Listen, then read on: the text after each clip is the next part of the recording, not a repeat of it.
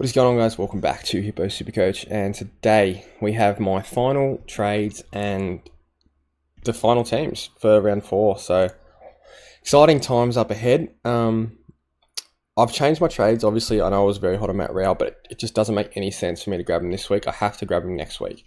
So we'll wait for the 30k, 40k that he goes up. But we needed to get some of these cash cows in this week. It was an absolute must, and I still think it is a must for everyone.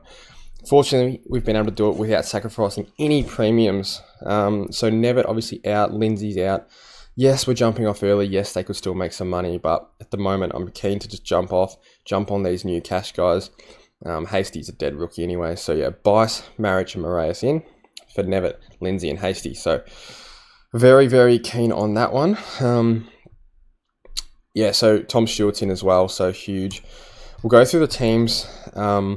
Collingwood Carlton, nothing really too crazy. I'm not going to bother about the not relevant stuff. I know a lot of people come on here and they'll talk about everything, but I don't care about most of this stuff. So Tom Stewart and Sean Manor in for Nevitt and Clark. So Nevitt apparently plantar fasciitis, so probably have to jump off him. You don't have to. If you can afford to hold him on the bench, feel free to. But I'd rather just get someone with cash coming, over the next few weeks. Yeah, Tom Stewart named centre half back. Happy with that. In terms of Melbourne, nothing too crazy here. Lindsay's obviously out. Windsor takes his spot. Makes sense. Matt Crouch out for anyone that hasn't been drafted, but nothing too crazy. I mean, maybe you see Peatling get some more CBAs. Yeah, that's about it. Richmond, Brisbane, nothing crazy here.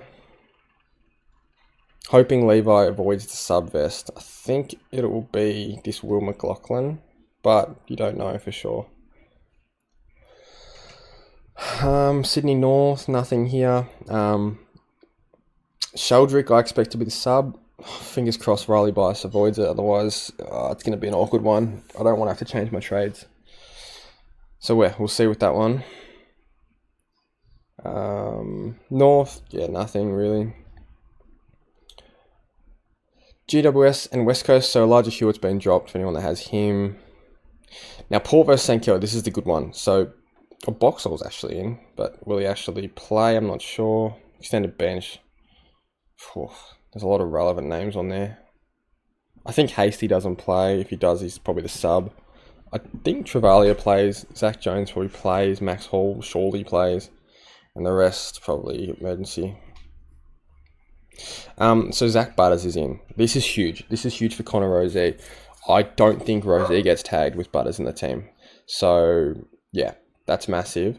And I think, yeah, surely Butters just, I don't think he's going to be amazing, but he'll definitely take some attention off Rozee and Horn Francis for that matter. I think Horn Francis actually averaged better with Butters in the team than without. So, we'll hold them. Captain, vice-captain, deconing into Zorko. I think it just makes sense. Darcy Cameron's been conceding a lot of points to Rucks. And Zorko's obviously Zorko against Richmond. We saw what Sinclair did to them last week. So, yeah, I'm not worried in the slightest about Zorko's captaincy. Hopefully I don't jinx him. Where are the green ticks? I like seeing the green ticks.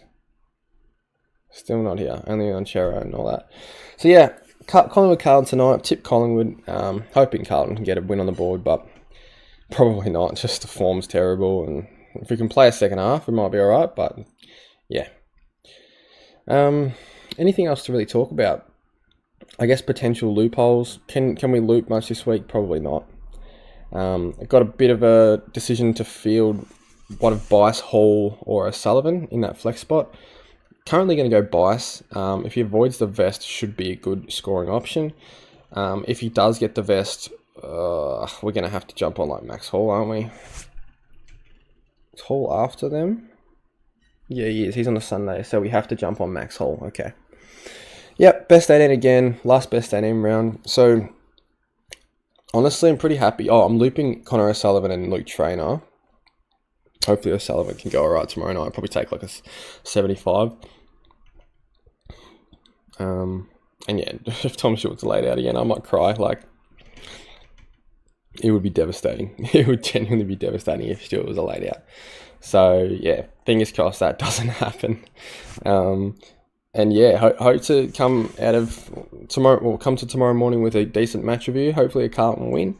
Hopefully a DeConing 190, and a chair at 160, and there's pigs flying outside.